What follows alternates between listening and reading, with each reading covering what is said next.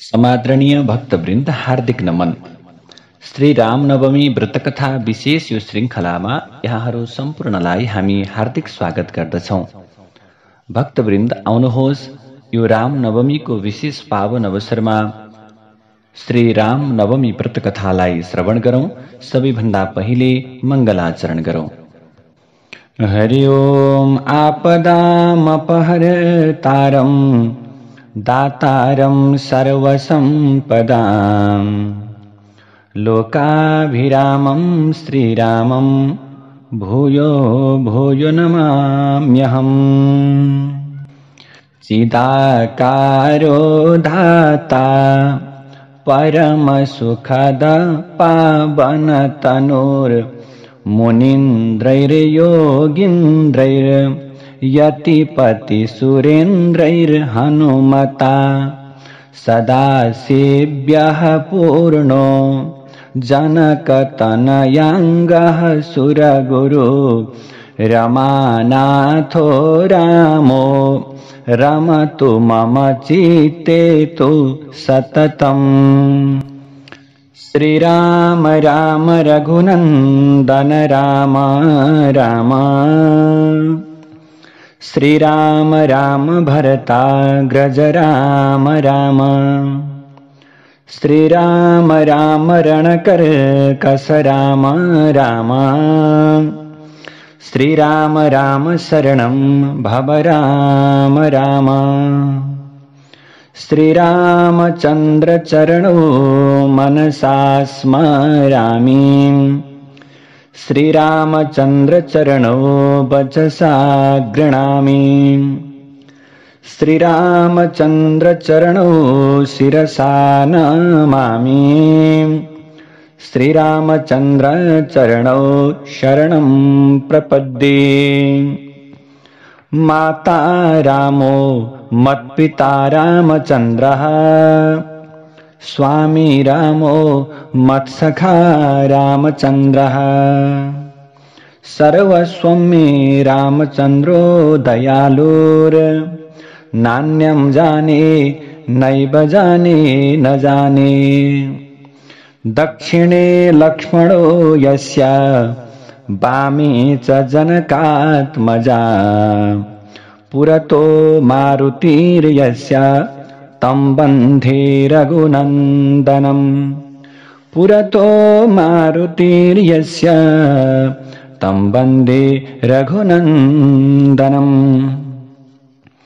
धेरै वर्षमा पनि नसकिने प्रकारको अथवा भनौं धेरै लामो समयसम्म चल्ने प्रकारको यज्ञ गर्नका निम्ति नैमिषारण्य नाम गरेको परम र पावन भूमिमा त्यो क्षेत्रमा भेला हुनुभएका 88,000 ऋषिहरूका बीचमा तीर्थाटन गर्दै गर्दै टुप्लुक्क वहीँ आइपुग्नुभएका अनि ती ऋषिहरूले स्वागत गर्दै व्यासासनमा बनाउनका निम्ति व्यासासनमा जुन बनाउनु भएको थियो त्यस्तो बनाइएर पुण्य कथा कहन कहिएका, अतएव आकाशमा ताराहरूका बीचमा पूर्णचन्द्र झैं शोभिएर विराजमान सूतजी महाराजले उहिले अगस्त्यले के गर्नुभयो त भने सूतजीले उहिले अगस्त्यले सुतीक्ष्णलाई सुनाउनु भएको रामनवमीको महिमा विभिन्न प्रकारले विस्तारपूर्वक बताउन लाग्नुभयो। सूतजी महाराजले भन्नुहुन्छ, हे सौनकादि ऋषीश्वरहरू हो, एक समयमा सुतीक्ष्ण मुनिले धेरै कथा हजुरबाट सुनिसके, अझै पनि तृप्ति भएको छैन प्रभु, अरू पनि कथा सुन्न पाऊँ भन्दा अगस्त्यले के भन्नुभयो, हे मुनिहरूमा सज्जन सुतीक्ष्ण, अब अत्यन्त गुप्त रहस्य भएको कथा म तिमीलाई सुनाउँछु, ध्यानपूर्वक सुनाम। चैत्र महिनामा शुक्ल पक्षको नवमीमा रघुकुलमा उत्तम राम भगवान के हुनुभयो, प्रकट हुनुभयो। त्यतिखेरै त्यस प्रसूति गृहमा केवल ब्रह्म स्वरूप नै प्रकट भएको थियो। हे सुतीक्ष्ण, त्यसकारण त्यस रात जाग्ने मानिसले रामचन्द्रको अगाडि जागराम गर्नु पर्दछ। सावकाश अनुसार, आफ्नो कक्ष अनुसार, आफ्नो अवस्था अनुसार रामको प्रतिमामा विधिपूर्वक पूजा गर्नुपर्छ र भोलिपल्ट बिहान दशमीको दिनमा नुहाई धुवाई गरेर सधैँ गरिने सन्ध्या आदि क्रिया सकेर मात्रै भक्ति र विभव अनुसार विधिपूर्वक राम भगवानको पूजा गरेर राम्रोसँग ब्राह्मणहरूलाई भोजन गराएर विभिन्न प्रकारले गरिबहरूलाई दुखीहरूलाई दक्षिणाहरू अन्नहरूको प्रदान गर्नुपर्दछ, सन्तुष्ट पार्नुपर्दछ। गाई, भूमि, तिल, सोनादि वस्त्र अलङ्कार भूषणहरू रामलाई तनमनले अपार भक्तिपूर्वक प्रशस्त प्रसन्नताले प्रणाम गर्नुपर्दछ। यस्ता प्रकारले भक्तिपूर्वक जो जनले श्रीराम नवमीको व्रत गर्दछ त्यसका अनेक जन्मदेखि थुप्रिएका धेरै धेरै पापहरू पनि कति बाँकी नराखी नष्ट हुन्छन् र त्यो पुण्यात्मा जन भगवान विष्णुको परम पदमा प्राप्त हुन्छ। यो धर्म सबै वर्णका लागि भक्ति र मुक्तिको एउटा मात्रै साधन हो। अपवित्र जनले अथवा महापापीले पनि यो उत्तम व्रत गर्यो भने भगवान रामको कृपाले के हुन्छ, उसका समस्त पापहरू हट्दै गएर उसलाई पाप कर्म गर्न मन लाग्दैन, धर्मपट्टि उसको मन जान्छ। जो जन राम नवमी का दिनमा भगवानलाई पूजन गरेर भगवान रामचन्द्रका चरण कमलको बिन्ती गर्दछन् उनीहरूलाई मोक्ष पदको प्राप्ति हुन्छ, यसमा कुनै पनि प्रकारको संशय छैन। सम्पूर्ण व्रतहरूमा अत्यन्त उत्तम राम नवमीको व्रत नगरेर अरू प्रकारका व्रत गरिरहनु कुनै आवश्यक छैन, किनभने राम नवमीको व्रत भनेको सम्पूर्ण प्रकारका व्रतहरूमा अत्यन्तै ठूलो व्रत हो। राम नवमीको व्रत गर्नाले ठूला ठूला पापहरू पनि नाश हुन्छन्। भक्तिले प्रयत्नपूर्वक एउटै पनि राम नवमी व्रत लिएर मानिसहरू कृतकृत्य हुन्छन् र सारा प्रकारका पापहरूबाट छुटकारा प्राप्त गर्दछन्। राम नवमीको दिनमा त श्रीरामको प्रतिमामा लीन नै भएर विधिपूर्वक दानदाता मनुष्यहरूमा त्यो प्रकारले श्रेष्ठ हुन्छ, यसमा कुनै संशय छैन। यस्तो प्रकारको कुरालाई सुनिसके पछाडि सुतीक्ष्णले भन्नुभयो, हे मुनिवर, श्रीरामको प्रतिमा दान अथवा त्यसको विधान कसरी गरिन्छ? राम भक्त म हुँ, त्यसैले मलाई विस्तारपूर्वक यथार्थ तरहले हजुरले बताइदिनु पर्यो प्रभु भनेर सुतीक्ष्ण नाम गरेका महाराजले बिन्ती गर्नुभयो। अगस्त्यले भन्नुहुन्छ, प्रभु भक्तिपूर्वक गरिने श्रीराम भक्तको उत्तम प्रतिमा दान र प्रयासपूर्वक गरिएको उसको विधान म तिमीलाई भन्दछु, किनभने तिमी भगवानका भक्तहरूमा अत्यन्त उत्तम छौ।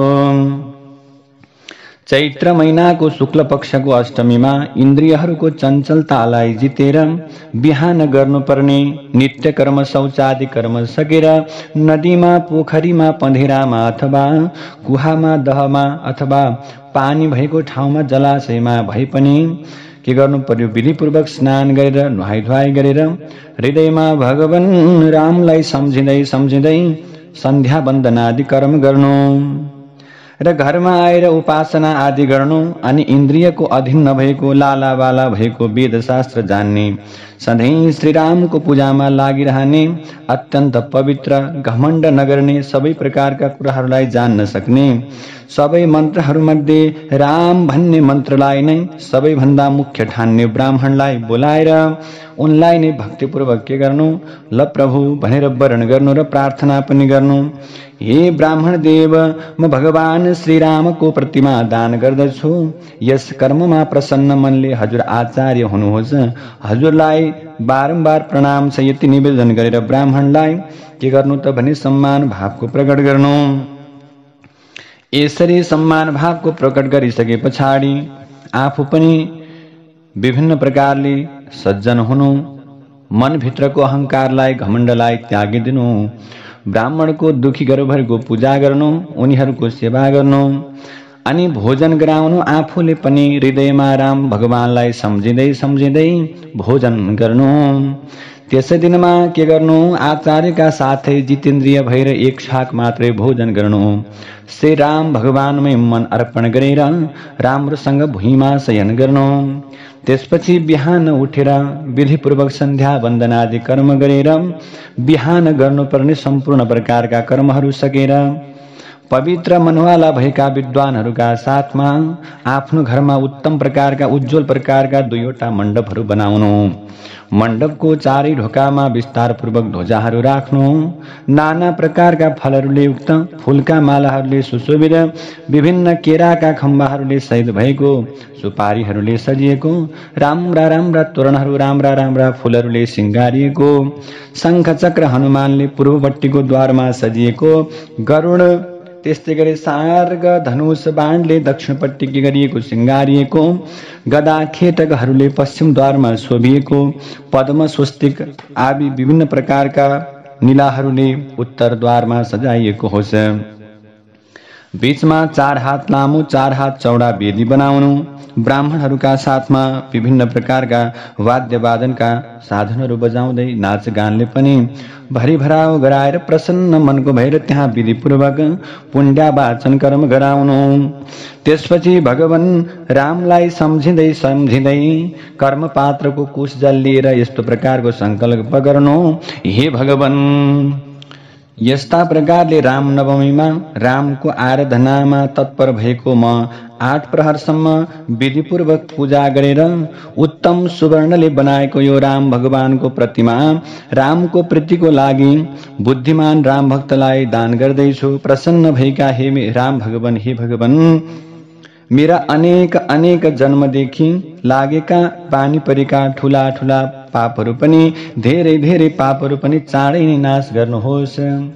यस्तो प्रकारको संकल्प गरिसकेर वेदीको माथि राम्रोसँग सर्वतोभद्र लेखाएर त्यस सर्वतोभद्रको बीचमा तीर्थहलुको जल भरिएको विधिपूर्वक पूजा गरिएको कलशलाई राखेर सुन अथवा चाँदीको अथवा तामाको थालीमा षट्कोण यन्त्र लेख्नु, आफूसँग जस्तो प्रकारको वस्तु छ पात्र छ त्यसको प्रयोग गर्नु र रामको प्रतिमाका पूजाका लागि त्यस थालीलाई कलशमाथि संस्थापन गर्नु अनि विभिन्न प्रकारले भगवान रामको प्रतिमालाई राम्रोसँग मिलाएर राख्नु। यस्ता प्रकारले तन्द्राहीन भएर नियम पूर्वक श्री रामचन्द्रको मूल मन्त्रले प्रतिमाको पूजा गर्ने, प्रतिमाको दान गर्ने गर्नुपर्दछ। यस्ता किसिमले विधि विधानका साथमा प्रतिमालाई पूजा गरेर रातभरि जागरण गर्नु।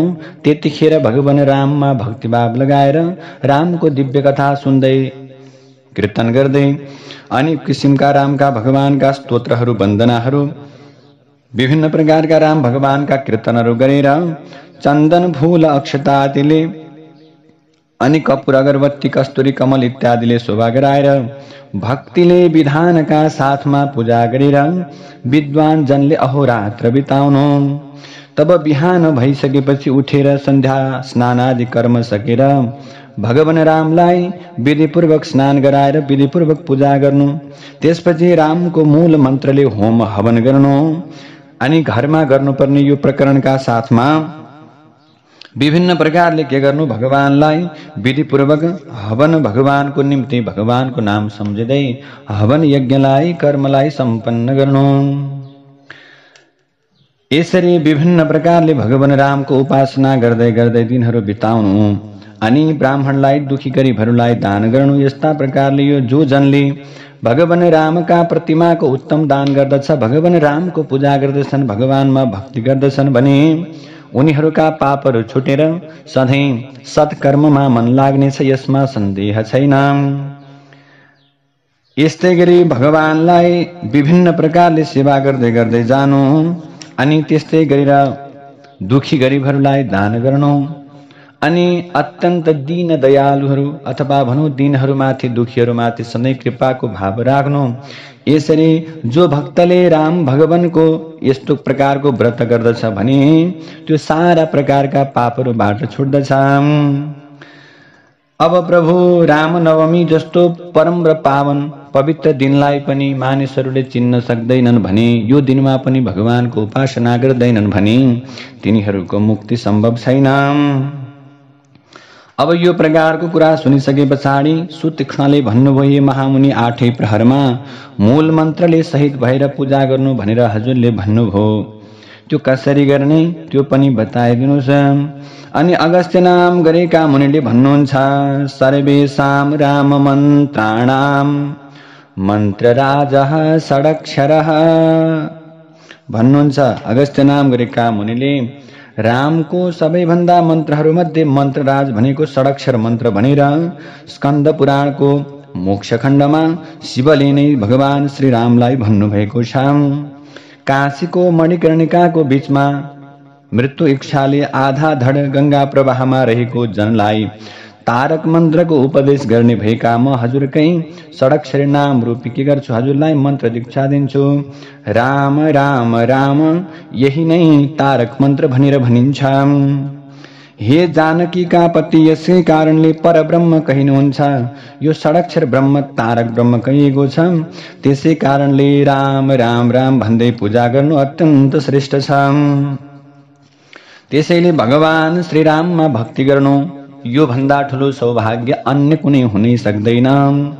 भगवानलाई आवाहन गर्नु, विधिपूर्वक पूजा गर्नु, प्रतिष्ठा गर्नु, ध्यान मुद्रामा प्रार्थना गर्नु, शंख पूजा गर्नु, त्यसपछि विभिन्न प्रकारले पहिले बताएको विधि विधान पूर्वक कलशमा पूजाका सामग्रीहरू राखेर राम्रोसँग मन्त्रको उच्चारण गर्दै पूजा पनि गर्नु। यसै गरी सावधानीका साथमा पात्रा साधन पनि गर्दै पीताम्बर पहिरेका भगवानलाई प्रार्थना गर्दै पूजा गरेर बुद्धिमान भक्तले भक्तिपूर्वक भगवानलाई के गर्नु पर्दछ, विभिन्न प्रकारका अलङ्कारहरू चढाउनु पर्दछ, यज्ञोपवीत जनै अर्पण गर्नु पर्दछ। यसरी कस्तुरी मिलाएको चन्दन भगवानलाई चढाइदिने, त्यस्तै गरी विभिन्न प्रकारका कलहार, केतकी, जाय, पन्नाग आदिका फूलहरूले पूजा गर्नु। चाँप, यसपत्री अनि राम्रा राम्रा सुगन्धहरूले पनि भगवानलाई पाद्य, चन्दन, धूपहरूले, अर्घ्यहरूले भगवानको मन्त्रोच्चारण पूर्वक पूजा गर्नु। भक्ष्य आदि नैवेद्य भक्तिले विधिपूर्वक भगवान श्रीरामलाई भोग लगाउनु। विभिन्न परिकारले सम्पूर्ण जुन भोग लगाउनाले भक्तहरू के हुन्छन्, सम्पूर्ण प्रकारका पापबाट छोड्दछन्।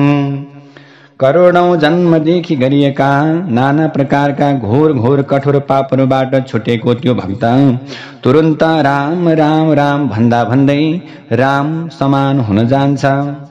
सबै लोकको हितका लागि यो परम पवित्र अत्यन्त सुन्दर श्री राम नवमीको व्रत श्रद्धा गर्नेलाई मात्र ठिक छ, किनभने श्रद्धाको पात्र जो छ, जसले श्रद्धा गर्दछ उसले भगवान राममा भक्ति गर्न सक्दछ। भगवानको ढुङ्गाले बनेको मूर्ति, काठले बनेको मूर्ति जस्तो प्रकारको छ, आफ्नो जस्तो प्रकारको के छ भने आफ्नो जस्तो क्षमता छ, त्यस्तै प्रकारले भगवानको विग्रहलाई पूजा गर्नु पर्दछ, भगवानको मूर्ति दान गर्नु पर्दछ। जे गरे पनि भगवानको नाममा, भगवानको जस्तो प्रकारले पूजा गरे पनि भक्तिका साथमा प्रयासपूर्वक सम्पूर्ण कर्म गर्नु पर्दछ। जबसम्म दशमीको दिन हुँदैन त्यतिस बेलासम्म त्यो व्रत गर्ने व्यक्तिले राम राम राम भनेर जपिरहनु पर्दछ। यस्ता प्रकारले दशमीमा फेरि पूजा गर्नु पर्दछ। नाना प्रकारले ब्राह्मणको, दुखी गरिबको निम्ति, उनीहरूको तुष्टिका लागि, उनीहरूलाई प्रसन्नताका प्रदानका निम्ति विभिन्न प्रकारले भोजन गराउनु पर्दछ। यस्तो प्रकारको कर्म जो मानिसले गर्दछ ऊ कृतकृत्य हुन्छ, भगवान राम तुरन्त प्रसन्न हुनुहुन्छ। यस्ता पुण्य कर्म गरेर आफ्नो विभिन्न प्रकारले पापलाई नछुटाइरहने मानिस अथवा भनौं यस्तो पुण्य प्रकारको दिनमा पनि भगवानको नाम नजप्ने व्यक्ति त मूर्ख कहलिन्छ। त्यसैले यो पुण्य बेलामा के गर्नु पर्दछ, रामको नाम जपेर रामको धामलाई प्राप्त गर्न पर्ने त्यो प्रकारको शक्तिलाई प्राप्त गर्नु पर्दछ। राम नवमीको दिनमा व्रत गर्नाले सम्पूर्ण प्रकारका पापहरू हटेर जान्छन्। अब के गर्नु भने रामको मन्त्र जप्दै जानु। रामका अन्य मन्त्र जानिँदैन भने भगवानको नाम राम यो नै सबैभन्दा ठुलो मन्त्र हो। त्यसैले के गर्नु पर्दछ, तस्मात् सर्वात्मना सर्वै कर्तव्यम नवमी व्रतम। यो सुन्दर प्रकारले भगवान रामको कृपालाई प्राप्त गर्नका निम्ति राम नवमीको व्रत गर्नु पर्दछ। जय जय श्री स्कंद पुराणे अगस्त्य सुतीक्ष्ण संवादे श्री राम नवमी व्रत कथा समाप्तम। श्री रामचंद्राय नमो नमः। नीलांबुज श्यामल कोमलांगम सीता समारोपित भाम भागम। पाणो महासायक चारो चापम नमामि रामं रघुवंशनाथं नमामि रामं रघुवंशनाथम्।